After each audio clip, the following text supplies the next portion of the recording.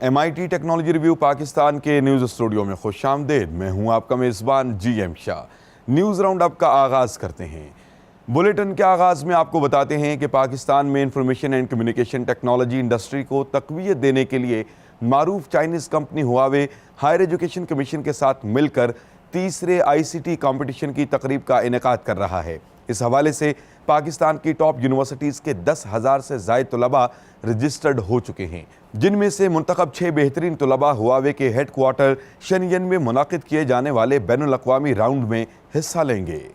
اور اب آپ کو بتاتے ہیں کہ امریکی ماہرین نے انسانی بازو کو ٹچ سکرین میں تبدیل کر دینے والی جدید گھڑی تیار کی ہے۔ اس گھڑی میں ایک چھوٹا لیزر پروجیکٹر نصب کیا گیا ہے جو اس کے پہننے والے کے بازو کو انٹریکٹیو ڈسپلے میں تبدیل کر دیتا ہے۔ اس کے ساتھ ساتھ اس گھڑی میں نصب کیا گیا جدید سینسر ایرے ایپلیکیشنز کو ٹیپنگ اور سوئپنگ کے ذریعے کنٹرول کرنے میں مدد دیتا ہے۔ یہ گھڑی ایک مرتبہ کے چارج سے 1 گھنٹے تک مسلسل کام کر سکتی ہے۔ فی الحال یہ ایک نمونہ ہے جس کو آزمایا جا رہا ہے۔ اس کو لومی واچ کے نام سے منسوب کیا گیا ہے۔ اور اب بلیٹن کے آخر میں آپ کو بتاتے ہیں کہ آپ جہاں کہیں بھی جائیں گے آپ کا گھر آپ کے ساتھ سفر کرے گا۔ ماہرین نے ایک ایسی وین تیار کی ہے جس کو ہر اس سہولت سے لیس کیا گیا ہے جو آپ کے گھر میں موجود ہے۔